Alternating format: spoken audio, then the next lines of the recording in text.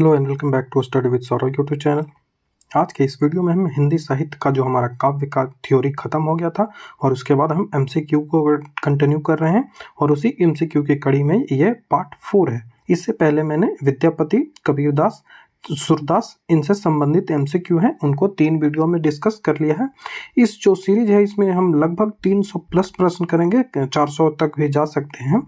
और ये यदि आप इस सीरीज को देख लेते हो और इसके बाद जो हमारा जो इससे पहले आया है थ्योरीज का पार्ट, इन सबको यदि पूरा मतलब मैं कह रहा हूँ कि पूरा जो हमारा प्लेलिस्ट है जेएसएससी सीजीएल हिंदी पेपर 2, इसको यदि आप देख लेते हो तो आपको जो 90% अंक आप जो हिंदी पेपर 2 है उसमें सुनिश्चित जरूर कर पाओगे और आपका जो सिलेक्शन है वो सुनिश्चित जेएसएससी सीजीएल में हो पाएगा। इससे पहले मैंने 3 वीडियो अपलोड किए हैं हिंदी साहित्य से, विद्यापति और कबीर और सूरदास से संबंधित, तो इसको आप देख लोगे तभी इस वीडियो पे आप मूव करोगे। और इससे पहले थ्योरीज के सारे वीडियो आपको देखने को मिल जाएंगे। तो आप हमारे चैनल पे यदि नए हैं तो इसको विजिट कर ले। इन सारे वीडियोस को यदि आप एक जगह देखना चाहते हैं तो जेएसएससी सीजीएल हिंदी पेपर 2 करके प्लेलिस्ट बनी हुई है, इस प्लेलिस्ट को जाकर चेक कर लोगे। यहाँ पे आपको सारे वीडियोज मिल जाएंगे। यहाँ पे आपको जो अभी हाल ही में 29 अक्टूबर को एग्जाम हुआ है नगर पालिका का, जिसका जो सिलेबस है वो जेएसएससी से मिलता जुलता है, मतलब मिलता जुलता का एकदम कॉपी है, दोनों का सिलेबस समान है। तो उसमें जो हिंदी का पेपर 2 पूछा गया था उसको मैंने डिस्कस किया है, उसका जो आंसर है उसको डिस्कस किया है, उससे संबंधित जो वीडियो मैंने अपलोड कर दिया है। तो आप इस प्लेलिस्ट को चेक कर लोगे, वहाँ पे आपको वो वीडियो मिल जाएगा, जिससे आपको ये आइडिया लगेगा कि हम जो पढ़ा रहे हैं वही हम जो क्वेश्चन है उसी से आते हैं। तो आप इसको जरूर चेक कर लोगे। एक इम्पॉर्टेंट बात, कहानी, नाटक, उपन्यासों को नहीं पढ़ा है तो आप मैंने अपने टेलीग्राम चैनल पे इसको अपलोड कर दिया है, तो उसको आप जाके पढ़ सकते हो। ये हमारा टेलीग्राम चैनल है, लिंक डिस्क्रिप्शन में दिया गया है, वहां से आप इसको ज्वाइन कर लोगे। तो चलिए वीडियो की शुरुआत करते हैं। तो पहला हमारा क्वेश्चन है कि तुलसीदास जो है इनका जन्म जो है वो कब हुआ था। तुलसीदास का जन्म कब हुआ था? तो 1543, 1544, 1545, 46, कई सारे ऑप्शन दिए गए हैं। इनका जो जन्म है वो विवाद में रहता है, तो ऑप्शन के हिसाब से तो यहाँ से 1543 हम टिक कर लेंगे, 1543। बाकी इनका जन्म जो है वो काफी विवाद रहता है। 1511 से लेके 1543 के बीच तक का विवाद रहता है कि कहाँ इनका जन्म हुआ है। बाकी इस ऑप्शन के हिसाब से 1543 है, और जैसा आपको ऑप्शन मिले आप 1511 भी टिक कर सकते हो। यदि आपको ऑप्शन में 1532 मिल जाए तो 1532 भी टिक कर सकते हो। तो कई जगह कई सारे जो जन्म है वो दिए रहते हैं। सामान्यतः ऐसे जो प्रश्न है वो नहीं पूछे जाएंगे। बाकी एनसीईआरटी में 1543 दिया गया है, तो यहाँ पे मैंने 1543 ही क्वेश्चन है उसमें लिखा है। और ये जो इनकी मृत्यु कब हुई थी, तो इनकी मृत्यु 1623 ईस्वी में हुई थी, ये आप याद रखेंगे। इनका जो डेथ हुआ था वो 1623 ईस्वी में हुआ था। जो इनका मूल नाम क्या था, तो ये इनका मूल नाम गोस्वामी तुलसीदास था। इनका मूल नाम गोस्वामी तुलसीदास था। और इनका जो उपनाम था, इन्हें और क्या कहा जाता था, तो इन्हें मानस का हंस भी कहा जाता है, क्योंकि इन्होंने जो मानस की रचना की है, रामचरितमानस की रचना की है, जिस कारण से इन्हें मानस का हंस भी कहा जाता है। इनके जो फादर हैं, इनके जो पिता हैं, उनका नाम क्या है, तो उनका नाम आत्माराम दुबे है। आत्माराम दुबे हैं इनके पिता का नाम, और इनकी जो माता है उनका नाम हुलसी है। ठीक है, माता का नाम क्या है, तो हुलसी। तो माता का नाम याद रखें। इनकी जो पत्नी है उनका नाम रत्नावली है, ये भी आपको याद रखना है। और इनका जो जन्म स्थान है ये तो एकदम कंफर्म पूछा जा सकता है, तो जन्म स्थान आप राजपुर याद रखेंगे। ठीक है, राजपुर। और ये है कहाँ, तो राजपुर बांदा जिले में है। और बांदा जिला कहाँ है, तो बांदा जिला उत्तर प्रदेश में है, तो ये उत्तर प्रदेश से संबंधित हैं। और इनके जो गुरु हैं ये पूछा जा सकता है, तो इनके गुरु नरहरि दास हैं। नरहरि दास याद रखें, इनके गुरु नरहरि दास था। और इनकी प्रमुख रचनाओं की यदि बात करें तो श्री रामचरितमानस, विनय पत्रिका, कवितावली, गीतावली, कई सारे इनकी रचनाएं हैं। लगभग 12 रचनाओं को जो प्रमाणिक रूप से अभी इनके प्राप्त होते हैं, तो इन लगभग 12 रचनाएं प्रमाणिक रूप से प्राप्त होते हैं। एक सवाल हमेशा पूछा जाता है कि तुलसीदास जो है वो किस मुगल काल के समकालीन थे, तो वो ये आप जब इनके डेट को जानेंगे हो तो अकबर के काल के समकालीन थे, इसको आप निकाल सकते हो। इनकी जो रचनाएं हैं वो कौन भाषा में हुआ करते थे, किस भाषा में ये रचना करते थे, तो इनकी जो रचनाएं हैं वो अवधी और ब्रज दोनों में किया करते हैं। एक तो इनकी कुछ रचनाएं आपको अवधी में भी मिलेगी और कुछ रचनाएं इनकी ब्रज भाषा में मिलेगी, जैसे बिना प्रतीका है इसकी अवधि में इन्होंने रचना की है, बाकी कुछ रचनाएं इनको ब्रज भाषा में भी मिलेगी। और जो ये तुलसीदास जो है वो राम भक्ति जब करते हैं, राम की ये भक्ति करते हैं, और भक्ति वो भक्ति वाली नहीं है, प्रेम वाली भक्ति, ये दास के रूप में भक्ति करते हैं राम की, ये याद रखना है, पूछा जाएगा, दास के रूप में भक्ति करते हैं राम की। तो इन्होंने जो इनका जो काल बैठेगा वो कौन सा बैठेगा, यदि हिंदी साहित्य में काल के डिवीजन करेंगे तो इनका काल कौन सा बैठेगा, तो ये भक्ति काल से संबंधित कवि होंगे, ठीक है। और भक्ति काल से भी संबंधित कवि होंगे, और भक्ति काल में कौन सी शाखा से संबंधित होंगे, तो जो रामाश्रयी शाखा है, जो राम का गुणगान जो करता है उससे संबंधित शाखा में ये होंगे। तो चलिए नेक्स्ट क्वेश्चन है कि तुलसीदास का निधन कब हुआ है, इनका जो डेथ कब हुआ है, तो मैंने अभी बताया 1623 ईस्वी में इनका डेथ हुआ है। नेक्स्ट क्वेश्चन है कि तुलसीदास का बचपन का नाम क्या था, तो राम भोला इनका बचपन का नाम था। ऑप्शन नंबर जो ए हमारा यहाँ से आंसर बन जाएगा, राम भोला इनका बचपन का नाम था। तुलसीदास का जन्म स्थान की बात करें तो तुलसीदास का जन्म जो है वो सिंही ग्राम के निकट दिल्ली में हुआ था, तो ये भी ऑप्शन में दिया गया है, लेकिन हमारा जो आंसर होगा वो राजपुर होगा, बांदा उत्तर प्रदेश। कई जगह आप देखेंगे तो कई जगह आपको किताबों में ये आंसर मिलेगा सिंहग्राम दिल्ली के निकट, और कई जगह आपको राजपुर जो है बांदा उत्तर प्रदेश मिलेगा, तो हम डी को ही टिक करेंगे, ज़्यादा प्रमाणिक जो है वो यही है। बाकी ये भी कई जगह आपको आंसर मिलेगा, बाकी जब भी दोनों ऑप्शन में रहे तो आप राजपुर को टिक करेंगे, और जब राजपुर ऑप्शन में रहे तो आप सिंहग्राम को भी टिक कर सकते हो। बाकी जो मैंने थ्योरी का वीडियो है उसमें ये क्लियर कर दिया है। नेक्स्ट क्वेश्चन, तुलसीदास की पत्नी का नाम क्या था, तो वो रत्नावली था। ऑप्शन नंबर ए हमारा यहाँ से आंसर बन जाएगा। नेक्स्ट क्वेश्चन है कि तुलसीदास के प्रति पालिका दासी कौन थी, तुलसीदास की प्रतिपालिका दासी कौन थी, तो रत्नावली, चुनिया, पुष्पाली या फिर इनमें से कोई नहीं। तो जो इनकी दासी थी वो चुनिया थी, और इनकी पत्नी रत्नावली मैंने आपको बता भी दिया है। नेक्स्ट क्वेश्चन है कि तुलसीदास की जो दीक्षा हुई थी, शिक्षा हुई थी, वो गुरु कौन थे, कृष्णदास, श्यामदास, नरहरिदास, उपयुक्त सभी, तो ऑप्शन नंबर सी नरहरिदास मैंने आपको बता दिया है। नेक्स्ट क्वेश्चन, तुलसीदास की माता का नाम क्या था, तो हुलसी इनकी माता का नाम था, ये आपको याद रखना है, माता का नाम हुलसी था। नेक्स्ट क्वेश्चन, तुलसीदास के पिता का नाम पूछे तो Atmaram Dubey, option number A हमारा यहाँ से आंसर बनेगा।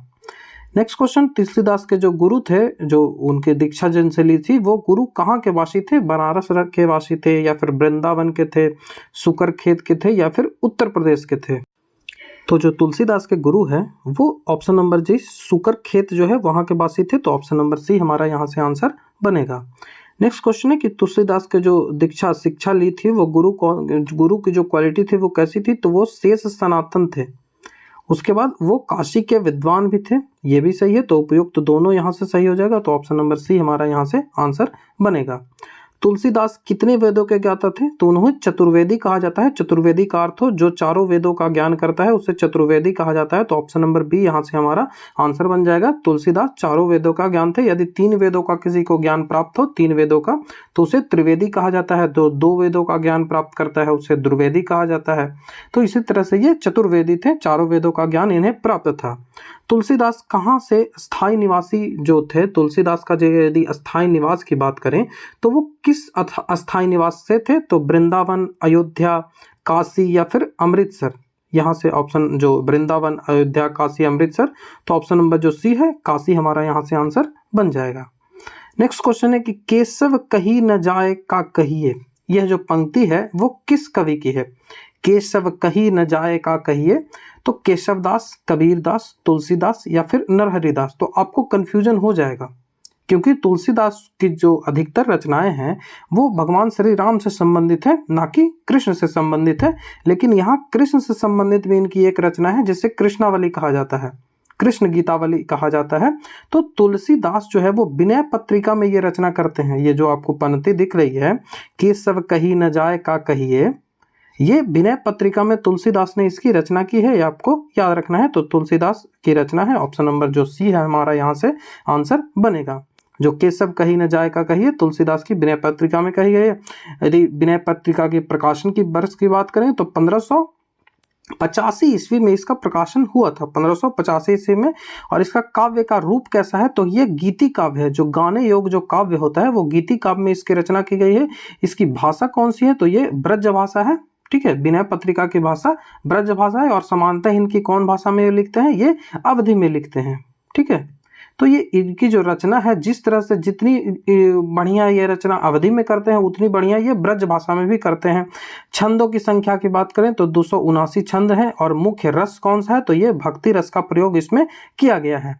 गोस्वामी तुलसीदास हैं, ये हिंदी साहित्य के महान कवि हैं और इन्हें जो है वो आदि काव्य रामायण के रचयिता महर्षि वाल्मीकि का अवतार भी माना जाता है। एक क्वेश्चन आपको ये वाला याद रखना है कि जो वाल्मीकि जो है वो रामायण की रचना किए हैं और जो रामचरितमानस की रचना है वो तुलसीदास ने की है। रामचरितमानस चौपाई में लिखी गई है, ठीक है। रामचरितमानस की रचना जो हुई है वो चौपाई में हुई है। तो ये आप याद रखेंगे कि महर्षि वाल्मीकि का अवतार किसे कहा जाता है, तो वो तुलसीदास को कहा जाता है। इनकी जो कुछ रचनाएं हैं, देखिए मैंने 12 के 12 जो रचनाएं जो प्रमाणिक रूप से हैं उनको वर्ष के साथ मैंने यहाँ पे लिख दिया है। जैसे कृष्ण गीतावली 1571 ईस्वी में, गीतावली 1571 ईस्वी में, रामचरितमानस 1574 ईस्वी में, रामलला नछू 1582 ईस्वी में, जानकी मंगल 1582 ईस्वी में, पार्वती मंगल 1582 ईस्वी में, विनय पत्रिका 1582 ईस्वी में, दोहावली 1583 ईस्वी में, वैराग संपादनी 1612 ईस्वी में, रामाज्ञा प्रश्न 1612 ईस्वी में, बरवै रामायण 1612 ईस्वी में और कवितावली जो है वो 1612 ईस्वी में रचना की गई है। तो आप इसको जब 1 से 2 बार पढ़ लोगे तो आपको आसानी से याद हो जाएगा, क्योंकि यहाँ से प्रश्न पूछते हैं। जैसे पूछ लिया जाएगा आपसे कि निम्न में से कौन सी जो रचनाएं हैं वो जो कवि तुलसीदास के द्वारा नहीं लिखी गई है, तो आपको याद रखना है उनकी जो प्रमुख 12 रचनाएं हैं कि कृष्ण गीतावली, रामचरितमानस, रामलला नछू, जानकी मंगल, पार्वती मंगल, विनय पत्रिका, दोहावली, वैराग संपादनी, रामाज्ञा प्रश्न, वरवै रामायण और कवितावली, इनको आपको याद रखना है। नेक्स्ट क्वेश्चन है कि गोद लिए हुलसी फिरे तुलसी सो सुत होए। ये जो पंक्ति है ये किस कवि ने लिखी है? गोद लिए हुलसी फिरे तुलसी सो सुत होए, तो ये जो पंक्ति है ये रहीम ने लिखी है। ऑप्शन नंबर जो डी है हमारा ये आंसर है। जो रहीम थे वो तुलसीदास के समकालीन थे। तो एक समय जब तुलसीदास से ये कहानी है कि एक समय जब तुलसीदास से एक जो व्यक्ति है वो अपनी बेटी की शादी के लिए पैसे मांगने आता है, तो एक दोहा है वो लिखकर तुलसीदास जो है उनको तुलसीदास जो है वो रहीम के पास उसको भेज देते हैं, उस दंपति को रहीम के पास भेज देते हैं और रहीम जो है वो उसको पैसे दे देता है।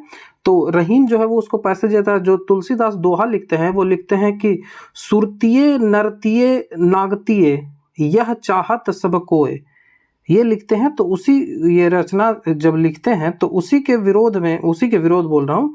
जैसे देखिए लिखते हैं कि सुरतिये नरतिये नागतिये यह चाहत सब कोय, ये लिखते हैं कि क्या, तो ये तुलसीदास लिखते हैं। और इसी को जब ब्राह्मण को पैसा वो तो वांछित धन दे देता है और जो रहीम है वो रचना करता है। रहीम जो है वो उत्तर देता है कि गोद लिए तुलसी फिरे तुलसी सो सुत होए। तो ये रचना किसकी है? तो ये किसकी है? तो ये रहीम की है। ये आपको याद रखना है। तुलसी की भक्ति का स्वरूप कैसा है? वो कौन सी भक्ति करते हैं? दास की भक्ति, सख्य की भक्ति, शाखा मतलब दोस्त जैसा व्यवहार करते हैं राम से, या फिर राम का दास बनना चाहते हैं, या फिर वात्सल्य, या फिर मातृ, तो वो दास बनना चाहते हैं। तो ऑप्शन नंबर ए हमारा यहाँ से आंसर बन जाएगा। तुलसीदास की जो भक्ति है वो दास भाव से ओतप्रोत है, ठीक है। नेक्स्ट क्वेश्चन है कि अवधी भाषा के सर्वाधिक लोकप्रिय महाकाव्य का नाम बताएं। अवधी भाषा का जो सबसे लोकप्रिय महाकाव्य है वो कौन सा है, ये आपसे पूछा जा रहा है। आपका ऑप्शन है पद्मावत, मधुमालती, मृगवनी या फिर रामचरितमानस। तो महाकाव्य कौन सी है? तो वो रामचरितमानस है। तो ऑप्शन नंबर डी हमारा यहाँ से आंसर हो जाएगा। जो रामचरितमानस है ये अवधी भाषा का सर्वाधिक लोकप्रिय महाकाव्य है। ये राम कथा पे आधारित है। जो राम की कथा हुई, राम और रामायण के बीच, रावण के बीच जो युद्ध हुआ और जो भी कांड हुआ है उन सब से संबंधित है। और ये जो रचना है इसकी कहाँ कहाँ रचना हुई ये आपसे पूछा जाएगा। तो इसकी रचना काशी में हुई है, ठीक है। 3 स्थान आपको याद रखना है। जो रामचरितमानस की रचना काशी में हुई है, चित्रकूट में हुई है, ठीक है, चित्रकूट में हुई है, उसके बाद अयोध्या में हुई है। तो इनकी 3 जगह रचना हुई है, रामचरितमानस, काशी, चित्रकूट और अयोध्या में। इसको आपको याद रखना है। और इसकी आरंभ कब हुआ, लिखना कब आरंभ हुआ? तो 1631 संवत में आरंभ हुआ। 1631 संवत कहने का मतलब कि 1574 ईस्वी में इसका आरंभ किया गया लिखना। जो इसकी रचना है उसको आरंभ किया गया 1574 ईस्वी में, ये आपको याद रखना है। और संवत 31 संवत आपको याद रखना है। और इसकी जो समय काल भी पूछा जाता है कि कितना समय इसे लगा, तो इसे लिखने में 2 वर्ष लगा, उसके बाद 7 माह 26 दिन। ये भी सवाल पूछा गया है प्रीवियस ईयर क्वेश्चंस में, जिस कारण से मैंने बताया है। जो रामचरितमानस है वो 7 कांडों में बटा हुआ है। ठीक है, रामचरितमानस को 7 भागों में बांट दिया गया है, जिनमें आता है बालकांड, अयोध्या कांड, अरण्यक कांड, किष्किंधा कांड, सुंदर कांड, लंका कांड और उत्तरकांड। तो ये 7 के 7 आपको जो क्रमवार याद रखना चाहिए, वल्लकांड, अयोध्या कांड, अरण्यक कांड, किष्किंधा कांड, सुंदर कांड, लंका कांड और जो उत्तरकांड। तो ये 7 के 7 आप याद रखेंगे, ये आपसे एग्जाम में पूछा जाएगा। आपसे पूछा जा रहा है कि रामचरितमानस के कितने कांड है, तो वो 7 कांड है, आपको याद रखना है। रामचरितमानस विभक्त रस का प्रयोग किस कांड में मिलता है?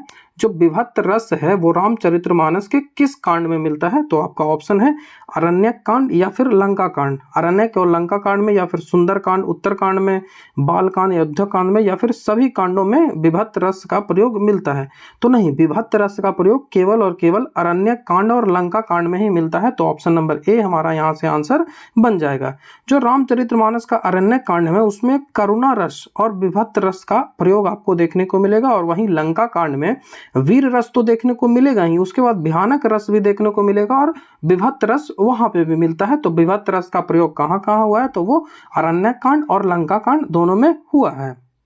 नेक्स्ट क्वेश्चन, आपसे एक पंक्ति लिखी गई है और उसके बाद पूछा जा है कि रामचरितमानस में यह आकांक्षा निम्नलिखित में से किसकी है?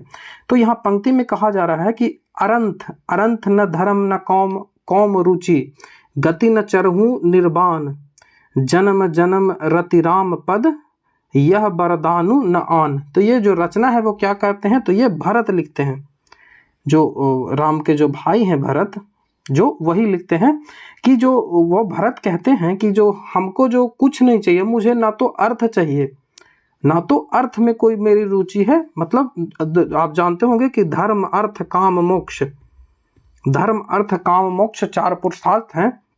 तो भरत कहते हैं कि ना तो मुझे अर्थ चाहिए, ना ही मुझे धर्म चाहिए, ना ही मुझे काम चाहिए, ना ही मुझे मोक्ष चाहिए, चारों के चारों पुरुषार्थ मुझे नहीं चाहिए। मैं सिर्फ और सिर्फ यही चाहता हूँ कि श्री राम जी के चरणों में प्रेम हो, और बस यही वरदान मैं मांगता हूँ और दूसरा कुछ नहीं। तो यही इस जो पंक्ति है इसका अर्थ है। तो रामचरितमानस में ये भरत के मुंह से जो कहलवाते हैं, कौन कहलवाते हैं? तो ये तुलसीदास कहलवाते हैं। तो ये कहाँ से संबंधित है? तो ये अयोध्या कांड से संबंधित है, इसको आप याद रखोगे। नेक्स्ट क्वेश्चन है कि अवधी और ब्रज भाषा दोनों रचना करने वाले कवि कौन है? तो अवधी और ब्रज भाषा दोनों में कौन रचना करते हैं? तो ये तुलसीदास करते हैं। ऑप्शन नंबर जो बी है हमारा, यहाँ से आंसर बन जाएगा। सीरीज में थोड़ी सी गड़बड़ी हुई तो आपको तुलसीदास याद रखना है। जो अवधी और ब्रज भाषा दोनों में रचना करने वाले गोस्वामी तुलसीदास हैं। ये हिंदी का इन्हें जातीय कवि भी कहा जाता है, ये आपको याद रखना है। हिंदी का जो जातीय कवि है वो किसे कहा जाता है? तो वो तुलसीदास को कहा जाता है। इन्होंने हिंदी के क्षेत्र में मध्यकाल में प्रचलित जो दोनों काव्य की भाषाओं में ब्रज भाषा और अवधी को इतना ही समान यूज किया है। ऐसा नहीं यूज किया है कि आपको लगेगा कि वो ब्रज भाषा में अच्छा लिखते हैं, अवधी में अच्छा लिखते हैं, नहीं, वो दोनों में अच्छा लिखते हैं। दोनों को उन्होंने अच्छा से प्रयोग किया है। वस्तुतः तुलसी ने गीतावली, कवितावली इसको मुक्तक काव्य में कहा है। काव्य को कहना, काव्य मतलब कविता होता है, तो काव्य को कहने का जो तरीका होता है, शैली होती है, वो मुक्तक शैली में इन्होंने कहा है गीतावली और कवितावली को। तुलसीदास के द्वारा जो रचित 12 के 12 ग्रंथ मैंने आपको बता दिए हैं वहां पे, बैराग संपदनी, लाम ललाना छू, रामाज्ञा प्रश्न, बरैव रामायण, जानकी मंगल, श्री कृष्ण गीतावली, पार्वती मंगल गीतावली, दोहावली, कवितावली, विनय पत्रिका, रामचरितमानस, ये सब आपको याद रखना है। इसलिए मैं बार बार रिपीट कर रहा हूँ। रामझा प्रश्न के 7 सर्ग हैं, प्रत्येक सर्ग में 7 कोष्ठक हैं और प्रत्येक कोष्ठक में 7 दोहे हैं। बस 7 याद रख लो, सब में 7 ही है। तो आप इसको यदि पूछ लिया जाए तो आप ऐसे कर सकते हो।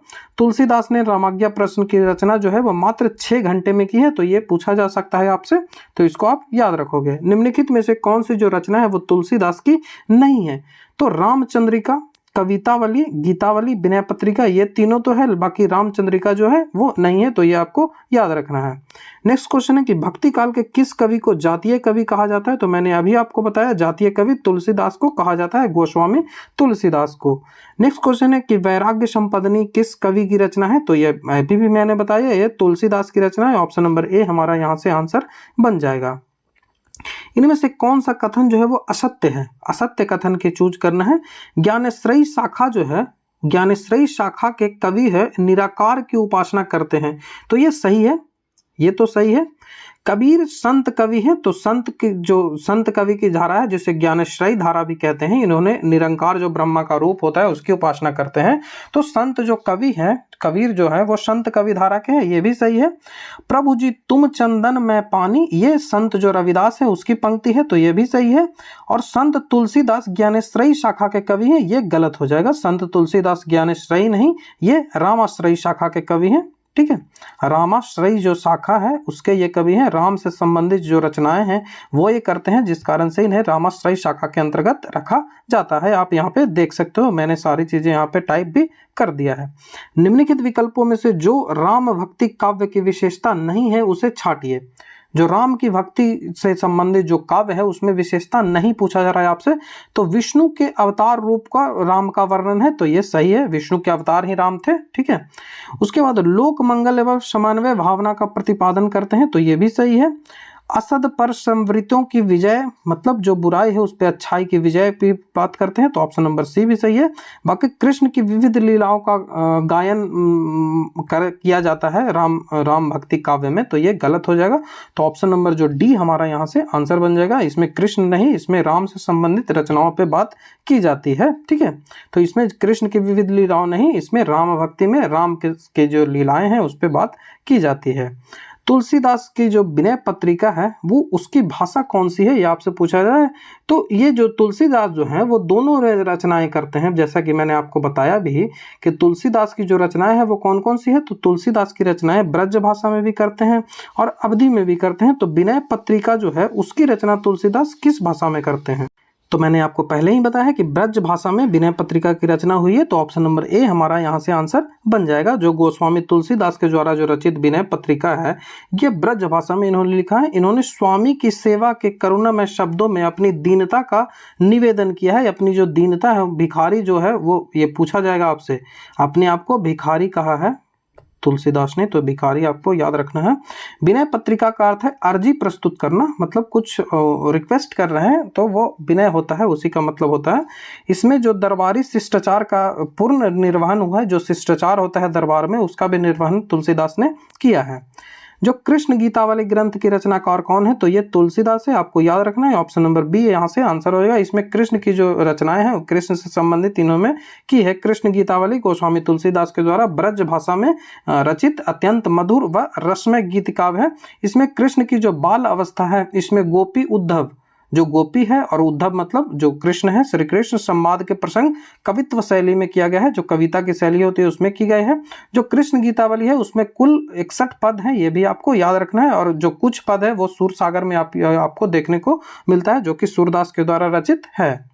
नेक्स्ट क्वेश्चन है कि इनमें से कौन सा ग्रंथ जो तुलसीदास के द्वारा रचित नहीं है, तो गीतावली है, जो दोहावली है, विनय पत्रिका है, बाकी रस मंजरी इनकी रचना नहीं है, तो ऑप्शन नंबर डी हमारा यहाँ से आंसर बन जाएगा। जो रस मंजरी है वो नंदन दास की रचना है, तो ये आपको याद रखना है। नेक्स्ट क्वेश्चन है कि तुलसीदास ने भ्रमर गीत परंपरा के अंतर्गत भ्रमर गीत की रचना की है जो कि संकलित है। जो भ्रमर गीत की रचना तुलसीदास ने की है वो कौन से जो ग्रंथ है उसमें इन्होंने संकलित किया है, तो यहाँ पे ऑप्शन है आपके जानकी मंगल में, गीतावली में, कृष्ण गीतावली में या फिर कवितावली में। तो जो ऑप्शन नंबर सी यहाँ से बन रहा है, बाकी इसका जो क्रम है वो बी है। तो गीतावली आप याद रखेंगे कि तुलसीदास जी ने जो भ्रमर परंपरा के अंतर्गत भ्रमर गीत की रचना की है वो कहाँ की है, तो वो गीतावली में की है। जो यहाँ पे ऑप्शन भी एक्सप्लेनेशन भी देख सकते हो आप कि तुलसीदास की जो समस्त रचनाएं हैं वो कृष्ण विषयक केवल एक रचनाएं हैं। जितनी भी रचनाएं आप 12 के 12 मैंने आपको दिखाई उसमें केवल और केवल एक ही है जो कृष्ण गीतावली। इसमें कृष्ण से संबंधित जितने भी रचनाएं उन्होंने की है गीतावली में। इसमें कुल 61 पद संग्रहित किए गए हैं। ये 61 पद ये आपको याद रखना है। इसमें कृष्ण की जो बाल लीलाएं हैं और एवं भ्रमर गीत प्रसंग है इसका विशेष रूप से यहाँ पे वर्णन मिलता है। जो कृष्ण गीतावली है इसमें भ्रमर संबंधित जो पद हैं, जो भ्रमर का स्पष्ट जो है वो उल्लेख न होकर इसके लिए मधुकर या फिर मधुप आदि शब्दों का प्रयोग यहाँ पे किया गया है। इन पदों में जो गोपियों की मर्यादा, गोपियों की जो मर्यादा मंडित रूप से परिचय मिलता है, गोपियों की जो मर्यादा का इनमें ध्यान रखा गया है। जो सूरदास की गोपियां हैं, सूरदास जिस तरह से गोपियों की जो चर्चा करते हैं, गोपियों का जो व्याख्यान करते हैं, उनसे जो है वो तुलसीदास की गोपियां भिन्न है, वो दोनों में समानता देखने को नहीं मिलती है। वहीं नंदन दास की जो गोपियां हैं उसमें वाक् पटुता है, मतलब वो जो जवाब देती है, नंदन दास जो लिखते हैं जो गोपियों के बारे में, कृष्ण के संवाद में जब नंदन दास गोपियों के बारे में लिखते हैं तो उसमें वाक् पटुता, तर्कशीलता दिखती है। वो तो जो गोपियां हैं वो कृष्ण से वाक् पटुता करती है, तर्क करती है। लेकिन जो तुलसीदास है इनमें देखने को ये सब चीजें नहीं मिलती है। तुलसीदास की जो है उनमें भावुकता मिलती है, उनमें दीनता मिलती है, विनयशीलता मिलती है और शालीनता का दर्शन होता है। तो ये तुलसीदास की जो गोपियां हैं वो अलग हैं, इन दोनों से अलग है, ना कि जो सूरदास की तरह भी नहीं है और ना फिर नंदन दास की तरह है। वे सरल स्वभाव में बात करते हैं, सरल स्वभाव में जो भक्ति है वो करते हैं, उसमें प्रेम लक्षण, भक्ति के प्रति जो दृढ़ आस्था है उसमें विश्वास करते हैं। उनका एकमात्र लक्षण है वो प्रियतम का साक्षात्कार करना। तो ये भी आपसे यदि टफ सवाल किया जाएगा तो इस तरह से प्रश्न भी आपसे पूछे जा सकते हैं। जो भक्ति काल के किस कवि ने संस्कृत को छोड़कर भी संस्कृत की शास्त्रीय परंपरा का निर्वहन किया है? तो संस्कृत में रचनाएं जो तुलसीदास तो नहीं करते थे, तो ऑप्शन नंबर सी हमारा यहाँ से आंसर बन जाएगा, तुलसीदास हमारा आंसर हो जाएगा। तुलसीदास अवधी में लेखन करते थे और ब्रज भाषा में करते थे, फिर भी जो संस्कृत की परंपराएं होती थी उनको उन्होंने अक्षुण्ण रखा था, उनको उन्होंने पालन किया था। गीतावली क्या है? एक मुक्तक काव्य है, अतुकांत काव्य है, प्रबंध काव्य है, या इनमें से कोई नहीं? तो मैंने पहले भी आपको बताया है ये मुक्तक काव्य है। काव्य की जो कहने की शैली होते हैं उसमें ये मुक्तक शैली में ये लिखा गया है। तो गीतावली गोस्वामी तुलसीदास का जो रहा ये मुक्तक काव्य है। तुलसी जी जो ब्रज भाषा और अवधी दोनों का प्रयोग समान रूप से करते हैं और उसके जो प्रबंध काव्य और मुक्तक काव्य दोनों की रचना करते हैं। बाकी जो गीतावली है उसमें मुक्तक काव्यों का प्रयोग किया जाता है और जो गीतावली और कवितावली है इन दोनों में मुक्तक काव्य आपको प्रयोग किया जाता है, ये आपको याद रखना है। नेक्स्ट क्वेश्चन है कि रामचरितमानस का ज्ञान दीपक प्रसंग जो है वो किस कांड से संबंधित है? जो ज्ञान दीपक प्रसंग है वो रामचरितमानस का वो किस कांड से संबंधित है, ये आपसे पूछा जा रहा है। तो ये जो ज्ञान दीपक है वो उत्तर कांड से संबंधित है। ऑप्शन नंबर जो हमारा ए है यहाँ से आंसर बन जाएगा। जो गोस्वामी तुलसीदास के द्वारा उत्तर कांड में श्री राम के विशिष्ट संवाद, नारद जी का अयोध्या आकर रामचंद्र जी की स्तुति करना, शिव पार्वती संवाद, गरुड़ मोह तथा गरुड़ जी का जो काकभूषणी जी से जो राम कथा और राम महिमा सुनना, काकभुंडी जी से पुनर्जन्म की कथा, ज्ञान भक्ति निरूपण, ज्ञान दीपक और भक्ति की महान महिमा जो है वो, इन सब को 7 प्रश्न और काकभूषुंडी जी के उत्तर आदि का विषय वर्णन जो है वो गोस्वामी तुलसीदास ने उत्तरकांड में किया है। तो ये आपको याद रखना है। रामचरितमानस का जो ज्ञान दीपक प्रसंग है वो उत्तरकांड से संबंधित है। तो आपको ये ऑप्शन जो ए है याद रखिएगा। रामचरितमानस किस संवाद से संबंधित है? तो शिव पार्वती संवाद है, राम सीता संवाद इसमें भी है, ज्ञान जो याज्ञवल्क और भरद्वाज संवाद है इसमें है, काकभूषुंडी और गरुड़ संवाद भी इसमें है। तो उपयुक्त तो सभी हमारा यहाँ से आंसर बन जाएगा। ऑप्शन नंबर ई हमारा यहाँ से आंसर बनेगा। नेक्स्ट क्वेश्चन है वो कि एक कथन दिया गया है और कारण दिया गया है। तो कथन आप सबसे पहले पढ़ते हैं कि राम काव्य का जो प्रतिपाद है वो विषय धार्मिक और भक्ति प्रधान है, इसलिए कवियों ने भगवान राम की प्रतिष्ठा में संस्कृत शब्दावली को अधिक स्वीकार किया है। यहाँ कहा जा रहा है कि जो राम काव्य है उसमें जो कवि हैं वो जो उसकी जो प्रतिपाद विषयक धार्मिक और भक्ति प्रधान है, जो धर्म है और भक्ति से संबंधित इनका काव्य है, इसीलिए जो कवि है उन्होंने भगवान राम की प्रतिष्ठा में संस्कृत के कई सारे जो शब्दावली है उनको अधिक स्वीकार किया है। तो ये जो कहा जा रहा है, तो पहला जो कथन है वो गलत हो जाएगा, ठीक है। और नेक्स्ट क्वेश्चन कहा जाएगा कि जहाँ धर्म और दर्शन का प्रसंग हो तथा उच्च काव्य सौराष्ट्र दिखवाना हो वहाँ तत्सम की प्रधानता स्वाभाविक होती है, ठीक है। तत्सम जो है उसकी प्रधानता स्वाभाविक होती है। तो ये सही है, इसको आप एग्जैक्ट याद रखोगे तो ऑप्शन नंबर बी हमारा यहाँ से आंसर बन जाएगा। ए गलत है और आर सही है तथा ए का सही व्याख्या आर नहीं है। तो ऑप्शन नंबर बी हमारा यहाँ से सही आंसर बनेगा। ये आपको जो टीजीटी का एग्जाम हुआ था उसमें पूछा गया था, वहीं से मैंने इसको कलेक्ट किया है, तो इसको आप याद रख लोगे। यहाँ पे मैंने इसका एक्सप्लेनेशन भी लिख दिया है। अब नेक्स्ट पूछा जा रहा है कि तुलसीदास ने कितने वर्षों तक काशी में शिक्षा ली थी, ये आपसे पूछा जा रहा है। तो तुलसीदास ने 15 वर्षों तक काशी में रहकर शिक्षा ग्रहण की थी, तो ऑप्शन नंबर डी हमारा यहाँ से आंसर बन जाएगा। हनुमान बाहुक है, उसमें कितने छंदों में इसकी रचना की गई है? जो हनुमान बाहुक है, जो कि तुलसीदास ने हनुमान बाहुक की रचना किस लिए की थी? तो तुलसीदास ने हनुमान बाहुक की रचना केवल और केवल की थी अपनी जो बाहु में जो पीड़ा थी, बाहु में जो उनकी पीड़ा थी उसको खत्म करने के लिए इसकी रचना की गई थी, बाहु की पीड़ा का हरण करने के लिए रचना की गई थी। तो इसमें कितने छंदों की रचना की गई है? तो ऑप्शन नंबर ए हमारा जो है, जो 44 छंद है इसमें आपको मिलते हैं। तो ऑप्शन नंबर ए आप याद रखेंगे कि हनुमान बाहुक में 44 छंद है, तुलसीदास के द्वारा ये लिखी गई है। हनुमान बाहुक है, इसको स्वतंत्र करने पर कुल कितने छोटे बड़े कृतियां मिलती है? कई सारे कृतियां को मिलाकर हनुमान बाहुक की रचना की गई है, तो इसमें जब सारे को अलग करेंगे तो कई सारे मिलेंगे कृतियां आपको। तो ऑप्शन नंबर जो ए है हमारा यहाँ से सही होगा, इसमें 13 की 13 कृतियां मिलेंगी। नेक्स्ट क्वेश्चन है कि रामचरितमानस के रचनाकार जो है वो कौन है? कबीरदास, तुलसीदास, वेदव्यास या फिर वाल्मीकि? तो रामचरितमानस तुलसीदास के द्वारा लिखा गया है और रामायण वाल्मीकि के द्वारा लिखा गया है और महाभारत वेदव्यास के द्वारा लिखा गया है। नेक्स्ट क्वेश्चन है कि रामचरितमानस का रचना जो है उसका आरंभ कब हुआ था? तो रामचरितमानस का जो राम जन्म की तिथि है वहां से आरंभ हुआ था। अब तिथि कौन सी है? तो राम जन्म की तिथि जो संवत में यदि बात करें तो 1631 और यदि ईस्वी में बात करें तो 1574। तो ऑप्शन नंबर ए हमारा यहाँ से आंसर बनेगा। ठीक है, तो इसको आपको याद रखना है। नेक्स्ट क्वेश्चन है कि रामचरितमानस कब पूर्ण हुआ? तो रामचरितमानस 1633 संवत में यदि बात करें तो 1633 और ऐसे 1576 ईस्वी में जो राम सीता का जो विवाह का समय था उस समय यह पूरा हुआ था।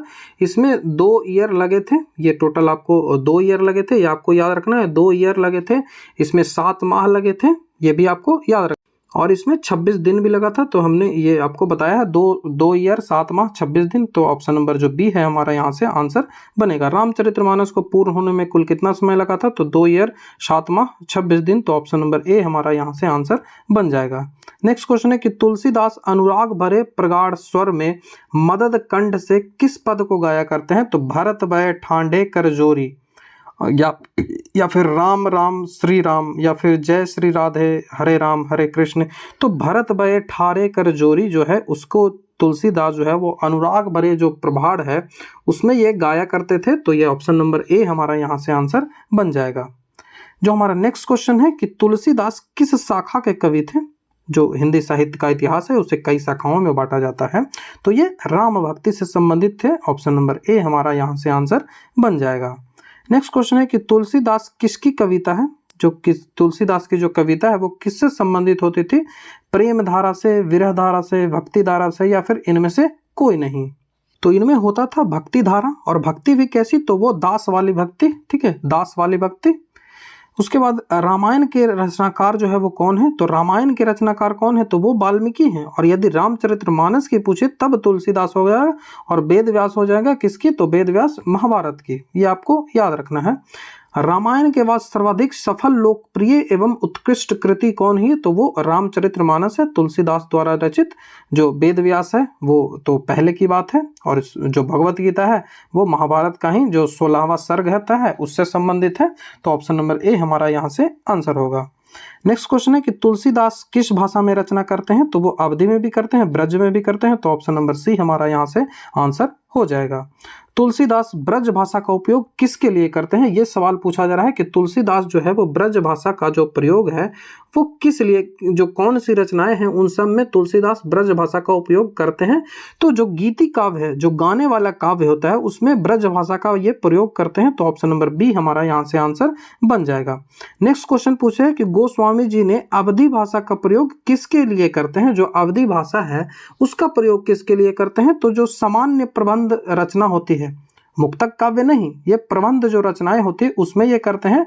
तो ऑप्शन नंबर जो सी है वो आपको याद रखना है कि गोस्वामी तुलसीदास अवधी भाषा का प्रयोग करते हैं सामान्य प्रबंध रचना के लिए, और जो ब्रज भाषा है उसका प्रयोग करते हैं गीति काव्य के लिए। तो कोई कंफ्यूजन इनमें नहीं होना चाहिए।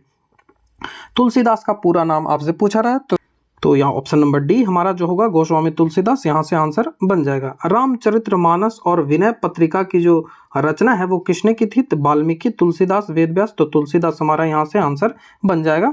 नेक्स्ट क्वेश्चन है कि वराह रामायण की रचना किसने की थी? तो वो तुलसीदास ने की थी। ऑप्शन नंबर डी, सबको हमने पहले भी डिस्कस कर लिया है। जो कब हाकू अब अवसर पाई, कब हकू अब अवसर पाए जो पद है इसकी रचना कौन करते हैं? तुलसीदास, रहीम, मलिक मोहम्मद जैसी। तो तुलसीदास इसके जो डिस्कस है पहले भी हमने कर लिया है।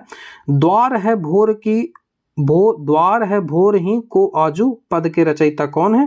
तो ये तुलसीदास ने इस पद की रचयिता की है। ये सारे PYQ हैं, इस कारण से मैं यहाँ लेके आया हूँ।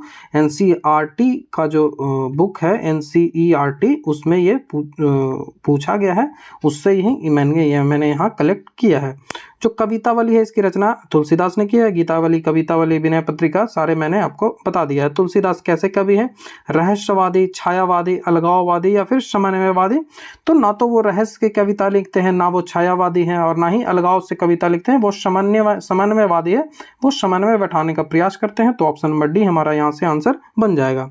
तुलसीदास ने प्रथम पद में अपना परिचय जो है, तुलसीदास का जो पद है वो 1 और 2 जो होता है, तो जो प्रथम पद है उसमें तुलसीदास ने अपना परिचय किस रूप में दिया है? तो प्रथम पद में तुलसीदास अपना परिचय कहते हैं कि राम की दासी सीता के दास के रूप में। राम की जो दासी सीता है तो उसके दास के रूप में, मतलब उसके जो दास है उसके रूप में। तो ऑप्शन नंबर ए हमारा यहाँ से आंसर हो जाएगा। नेक्स्ट क्वेश्चन है कि दूसरे पद में तुलसी ने अपनी जो परिचय है वो किस रूप में देते हैं? जो दूसरा पद है, पहला पद में तो वो दासी के रूप में देते हैं, वो भी सीता की। तो पहला पद, दूसरा पद में क्या देते हैं? तो वो भिखारी के रूप में देते हैं। तो ऑप्शन नंबर ए हमारा यहाँ से आंसर हो जाएगा। दूसरा पद में भिखारी और पहला जो पद है उसमें जो सीता के दासी के रूप में। नेक्स्ट क्वेश्चन है कि दूसरे पद में भीख मांगते भिखारी के रूप में किसका परिचय किया है? तो मैंने अभी बताया है, तुलसीदास का किया गया है। ऑप्शन नंबर डी हमारा यहाँ से आंसर बन जाएगा। तुलसीदास जो है वो किस वस्तु के भूखे हैं? तो वो धन के, यश के, भक्ति के। तो वो भक्ति के भूखे हैं। ऑप्शन नंबर सी हमारा यहाँ से आंसर बन जाएगा। तुलसी के हृदय किससे डरता है? अपने उद्मनहीनता से, अपनी मूर्खता से, या अपने गुरु का, या फिर किसी का नहीं, वो किससे डरते हैं? तो जो तुलसीदास का हृदय है वो अपने अधमहीनता से डरता है। ऑप्शन नंबर ए हमारा यहाँ से आंसर हो जाएगा। नेक्स्ट क्वेश्चन है कि राम का स्वभाव जो है वो कैसा था? कठोर था, कोमल था, चंचल था, या फिर अति कृपालु था? तो राम अति कृपालु थे। ऑप्शन नंबर डी हमारा यहाँ से आंसर हो जाएगा। तुलसी का पेट किससे भरता था? तो यह राम नाम से भरता था। ऑप्शन नंबर सी, आसान सा सवाल है ये सब। जो कृष्ण गीतावली है इसकी रचना किसने की है? सूरदास, गुरु नानक, तुलसीदास ने की है। ऑप्शन नंबर सी हमारा यहाँ से आंसर हो जाएगा। नेक्स्ट क्वेश्चन है कि तुलसीदास सीता से कैसी सहायता मांगते हैं? तुलसीदास जो है वो सीता से कैसी सहायता मांगते हैं? तो वो वाणी की सहायता मांगते हैं, बोलने की जो शक्ति है उसकी सहायता मांगते हैं। तुलसीदास के दोनों पदों में किस रस की व्यंजना होती है? तुलसीदास के जो पद हैं, जो दोनों पद वो लिखते हैं, चाहे वो अवधि से संबंधित हो, चाहे वो ब्रज से संबंधित हो, उन सब पदों में वो जो उनकी जो रस की व्यंजना है वो किस रस में रचनाएं करते हैं? तो वो रस आपसे पूछा जा रहा है, तो कौन सा रस है? तो वो भक्ति रस में करते हैं। ऑप्शन नंबर ए हमारा यहाँ से आंसर बन जाएगा। भक्ति रस में वो रचना करते हैं। नेक्स्ट क्वेश्चन है कि तुलसीदास का जो महाकाव्य रामचरितमानस है इसमें कौन सी भाषा का प्रयोग किया गया है? ब्रज भाषा, अवधी भाषा, खड़ी बोली? तो अवधी का इसमें प्रयोग किया गया है। ऑप्शन नंबर जो बी है हमारा यहाँ से आंसर हो जाएगा। तुलसीदास हिंदी साहित्य के किस काल के कवि है? आदिकाल, भक्ति काल, रीति काल, आधुनिक काल? तो यह भक्ति काल से संबंधित है। ऑप्शन नंबर बी है हमारा यहाँ से आंसर बनेगा। तुलसीदास को किस चीज की भूख है? तो वो भक्ति के भूखे हैं। ऑप्शन नंबर सी हमारा यहाँ से आंसर हो जाएगा। तुलसीदास ने प्रथम पद में किसकी स्तुति की है? उनकी जो प्रथम पद है उसमें किसकी स्तुति की है? तो वो सीता जी का दास के रूप में कहते हैं। तो Sita ji, option number C हमारा यहाँ से आंसर हो जाएगा। तो नेक्स्ट क्वेश्चन है कि तुलसीदास के पठित पद जो है वो किस भाषा में है? अवधी भाषा, ब्रज भाषा, या फिर मैथिली में, या फिर खड़ी बोली में? तो ये अवधी में है। ऑप्शन नंबर जो ए हमारा यहाँ से आंसर बन जाएगा। नेक्स्ट क्वेश्चन है कि तुलसीदास का सर्वश्रेष्ठ महाकाव्य जो है वो कौन है? तो वो रामचरितमानस है। ऑप्शन नंबर डी हमारा यहाँ से आंसर हो जाएगा। कवितावली की जो रचना है वो किसने की है? तो वो तुलसीदास ने की है। ऑप्शन नंबर बी हमारा यहाँ से आंसर हो जाएगा। जो पाठ्य पुस्तक जो होते हैं उसमें संकलित जो तुलसी के पद हैं वो तुलसीदास के किस कृति से लिए गए हैं? कौन सी कृति से तुलसीदास के जो पद हैं वो पाठ्य पुस्तकों में ग्रहण किए जा रहे हैं? तो वो विनय के जो पद होते हैं, विनय पत्रिका जो होता है वहां से लिया गया है। तो ऑप्शन नंबर सी हमारा यहाँ से आंसर बन जाएगा। नेक्स्ट क्वेश्चन कि कौन सी कृति तुलसीदास की नहीं है? तो बरवै रामायण है, वैराग्य संपादनी है, जानकी मंगल है। बाकी जो पंचवटी है वो नहीं है। तो ऑप्शन नंबर ए हमारा यहाँ से आंसर बन जाएगा। इनमें से कौन सी रचना है वो तुलसी की है? तो विनय पत्रिका, लगन पत्रिका, प्रणय तो Vinay Patrika. Option number A हमारा यहाँ से आंसर बन जाएगा। नेक्स्ट क्वेश्चन है कि तुलसीदास के जो गुरु है वो कौन थे? तो नरहरि दास। ऑप्शन नंबर ए हमारा यहाँ से आंसर बनेगा। विनय पत्रिका की जो भाषा है वो आपसे पूछी जा रही है, तो विनय पत्रिका किस भाषा में लिखी गई थी? तो अवधी भाषा में ये लिखी गई थी। ऑप्शन नंबर ए सी हमारा यहाँ से आंसर बन जाएगा। नेक्स्ट क्वेश्चन है कि रामचरितमानस की भाषा कौन सी है? तो ये जो ब्रज भाषा, अवधी भाषा या फिर संस्कृत या फिर मैथिली, तो ये अवधी में लिखी गई। तो ऑप्शन नंबर बी हमारा यहाँ से आंसर बनेगा। रामचरितमानस का जो रचना का समय है वो संवत में पूछा जा रहा है तो आपसे, तो संवत में इसका समय 1631 है, ऐसे 1574 है, ये आपको याद रखना है। नेक्स्ट क्वेश्चन, इनमें से कौन सी रचना तुलसीदास की नहीं है? तो बरवे रामायण है, कवितावली है, गीतावली है, राधा स्तुति नहीं है। तो ऑप्शन नंबर सी हमारा यहाँ से आंसर बनेगा।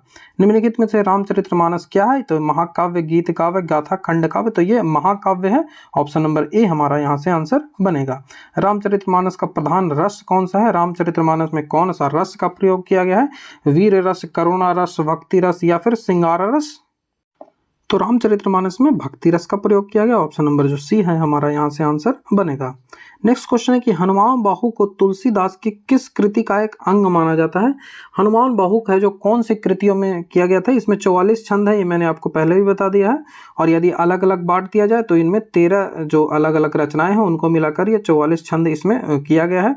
तो किस में लिखे है? गीतावली में लिखी है इन्होंने, कवितावली में लिखी है, जानकी मंगल में लिखा है, या फिर श्री कृष्ण गीतावली में लिखे है। तो ये आपको याद रखना है, इन्होंने कवितावली जो रचना है इससे माना जाता है कि इसी कृति का हनुमान बाहु रचना है। ठीक है। नेक्स्ट क्वेश्चन है कि कौन सी रचना है जो तुलसीदास की नहीं है? तो पार्वती मंगल, कवितावली, वैराग्य संपादनी है, बाकी आखिरी कलल जो है वो इनकी रचना नहीं है। तो ऑप्शन नंबर सी हमारा यहाँ से आंसर बनेगा। कौन तुलसीदास के मित्र नहीं थे? तो सूरदास, टोडरमल, नाभादास या फिर महाराजा मानसिंह, तो इनमें से कौन नहीं थे?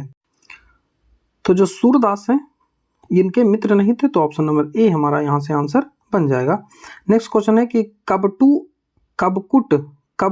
अब अवसर पाई में, कबटुक अब अवसर पाई में जो अम्ब का संबोधन है वो किसके लिए किया गया है? अम्ब का जो संबोधन है वो किसके लिए किया गया है, ये आपसे पूछा जा रहा है। तो अम्ब का जो संबोधन है वो सीता के लिए किया गया है। ऑप्शन नंबर सी हमारा यहाँ से आंसर बनेगा।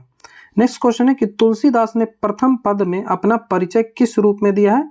तो जो प्रथम पद में सीता के दास के रूप में दिया है और दूसरा जो पद है उसमें भिखारी के रूप में दिया है। ठीक है, तो ये आपको याद रखना है, भिखारी के रूप में दिया है। नेक्स्ट क्वेश्चन है कि जो तुलसीदास के दोनों पदों में किस रस की व्यंजना मिलती है? कौन सा रस वो प्रयोग करते हैं? तो वो भक्ति रस प्रयोग करते हैं। ऑप्शन नंबर बी हमारा यहाँ से आंसर बनेगा। तुलसीदास ने प्रथम पद में किसकी स्तुति की है? प्रथम पद उनकी किससे संबंधित है? सीता जी से। तो ऑप्शन नंबर सी हमारा यहाँ से आंसर बनेगा।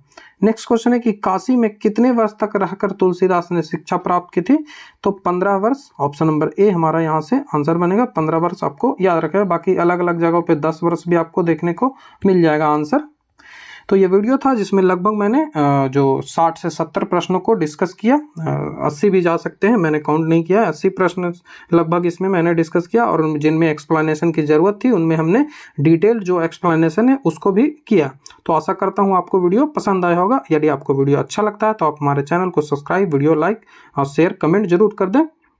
जो वीडियो को लाइक करना आपके लिए बहुत ज़रूरी है, क्योंकि वीडियो को लाइक मिलेगा तो सबसे जो 2 चीज़ें होंगी। पहली तो मुझे काम करने की एक अलग एनर्जी मिलेगी, मुझे लगेगा कि हाँ लोगों को वीडियो जो है वो पसंद आ रहा है, तो आप वीडियो को लाइक कर दें। और दूसरा होगा कि यूट्यूब का जो एल्गोरिथम होता है उसके हिसाब से यदि आप वीडियो को जब लाइक करोगे तभी वो यूट्यूब है हमारे जो वीडियो है उसको जो स्प्रेड करेगा, उसको वायरल करेगा। तो ये 2 चीज़ें होगी। नहीं तो यदि व्यू नहीं जाएगा तो यूट्यूब जो है उसको वायरल भी नहीं करेगा, उसको जो दूसरे लोगों तक नहीं भेज पाएगा।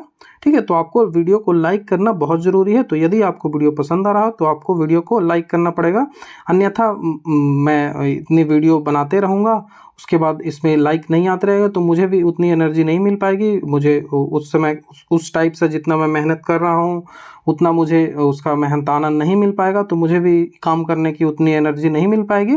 तो जिस कारण से ये आपसे रिक्वेस्ट है कि वीडियो को लाइक, शेयर, कमेंट जरूर कर दें। ठीक है, बाकी कंटेंट जो है उससे मैं कोई कंप्रोमाइज़ नहीं करूँगा, कंटेंट आपको बेस्ट मिलेगा। तो ये वीडियो था। इसके बाद जो पार्ट 5 है इसमें बिहारी से संबंधित हम रचनाओं हैं, उसके बाद रस खान भूषण, इन सब को हम कंप्लीट करेंगे। तो साथ में जुड़े रहिए और जो हमारी तैयारी है वो झारखंड एसएससी के लिए चलती रहेगी। आप प्लेलिस्ट को फॉलो कर लोगे। अब आपको हमारा स्क्रीन पे यूट्यूब चैनल सब्सक्राइब करने का बटन दिख रहा होगा, टेलीग्राम चैनल ज्वाइन करने का बटन दिख रहा होगा, और जो नेक्स्ट जो प्लेलिस्ट है जेएसएस सीजीएल उसकी प्लेलिस्ट दिख रही होगी। तो चलिए आपसे उसी प्लेलिस्ट में मिलता हूँ। वीडियो देखने के लिए थैंक यू।